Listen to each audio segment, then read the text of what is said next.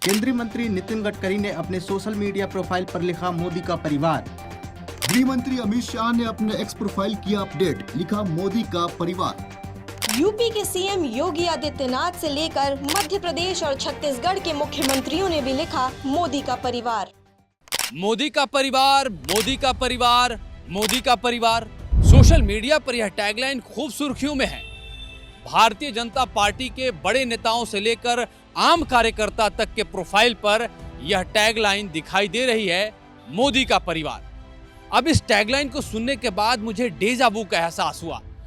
डेजा वू मतलब कि वर्तमान में जो घटना घटित हो रही है, ऐसा आभास होता है कि वह पास्ट में भी घटित हो चुकी है। फिर मुझे 2019 का इलेक्शन याद आया। उस दौरान चुनावी मुहिम में एक टैगलाइन खूब सुर्खियों में रही और वो थी, मैं भी चौकीदार। और आपको हैरानी होगी कि इस टैगलाइन के सूत्रधार कोई और नहीं बल्कि विपक्ष के नेता राहुल गांधी थे। दरअसल राहुल गांधी ने अपने चुनावी मुहिम में कहा था कि चौकीदार चोर है। फिर क्या था, भारतीय जनता पार्टी ने इसे लपक लिया और इसी मुद्दे को कन्वर्ट करके अपने हिस्से में ले लिया और मुहिम चली, मैं भी चौकीदार। अब ठीक वैसी ही गलती आरजेडी के नेता लालू यादव लगता है कर बैठे हैं। पटना के गांधी मैदान में लालू यादव ने प्रधानमंत्री नरेंद्र मोदी के ऊपर निजी हमले बोले, उनके हिंदू होने पर सवाल उठाया। अपने माताजी के देहांत पर उन्होंने हिंदू रीति रिवाजों एवं संस्कारों का पालन क्यों नहीं किया, इसको लेकर भी सवाल खड़े कर दिए। अब प्रधानमंत्री के ऊपर निजी हमले हो और चुनाव का माहौल हो तो करारा जवाब तो मिलना ही था।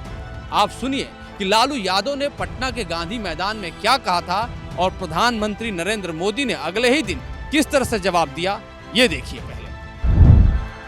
और तुम हिंदू भी नहीं है, तुम्हारी माता जी का जब देहावसान हो गया तो हर हिंदू अपने मां के शोक में केस दाढ़ी बनवाता है, दाढ़ी छिलवाता है। क्यों नहीं छिलवाया बताओ, क्यों नहीं छिलवाया? देश भर में नफरत फैला रहे हो। मैं इनके परिवारवाद पर सवाल उठाता हूं तो इन लोगों ने बोलना शुरू कर दिया है कि मोदी का कोई परिवार नहीं है। अब तो कल ये कह देंगे कि तुम कभी जेल में तुझे सजा नहीं हुई इसलिए तुम राजनीति में नहीं आ सकते, ये भी कह देंगे।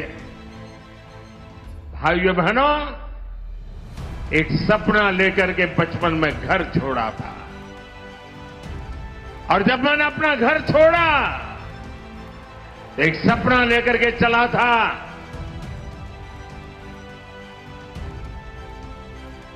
कि मैं देशवासियों के लिए जीऊंगा।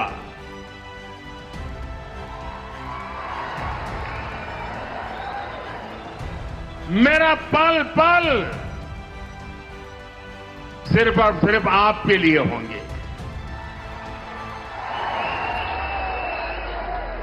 मेरा कोई निजी सपना नहीं होगा, आपके सपने, यही मेरा संकल्प होगा।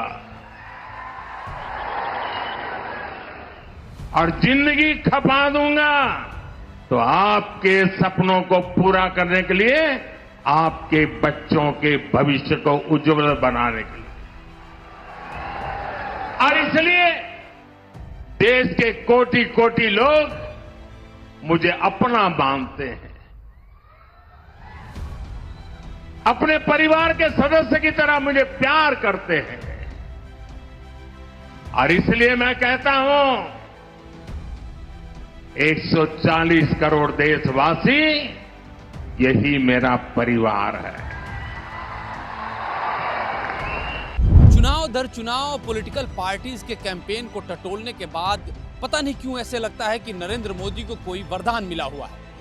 वो ऐसे कहा जाए कि जैसे अपने पौराणिक कथाओं में किसी को ऐसा वरदान मिला नहीं रहता है कि जिसमें दुश्मन उसके आगे जाते ही ढेर हो जाते हैं। वैसे ही लगता है कि प्रधानमंत्री मोदी के पास भी इसी तरह का कोई वरदान है कि उनके ऊपर कोई भी अगर निजी हमला किया गया तो फिर पलट के उसी के ऊपर वार कर देगा। अब 2014 लोकसभा को ही देख लीजिए। कांग्रेस के नेता मणिशंकर अय्यर ने प्रधानमंत्री मोदी को चाय वाला कहकर मजाक उड़ा दिया था। और यह चाय वाला याद करिए 2014 में किस तरह से एक बड़े कैंपेन का रूप लिया था। चाय पे चर्चा होने लगी। प्रधानमंत्री मोदी ने हर मंच से यह कहा था कि चूंकि वह चाय वाले के बेटे हैं इसलिए ये जो बड़े लोग हैं उनका मजाक उड़ा रहे हैं। आम भारतीय जनमानस के दिलों में यह लाइन बैठी और 2014 का रिजल्ट तो आप जानते ही हैं। वो 2014 जब यूपीए थोड़ी बहुत ताकतवर थी, माना जा रहा था कि भारतीय जनता पार्टी को सहयोगियों की जरूरत पड़ेगी, लेकिन भारतीय जनता पार्टी ने पूर्ण बहुमत की सरकार बनाई। और 2019 में क्या हुआ यह भी आप जानते हैं। अब 2024 लोकसभा का चुनाव है और इस माहौल में जब प्रधानमंत्री मोदी पर निजी हमले किए जाएंगे तो जाहिर तौर पर परिस्थितियां शायद पहले की तरह ही बनती चली जाए। वीडियो जर्नलिस्ट रेहान खान के साथ में अमृत तिवारी, विस्तार न्यूज, दिल्ली।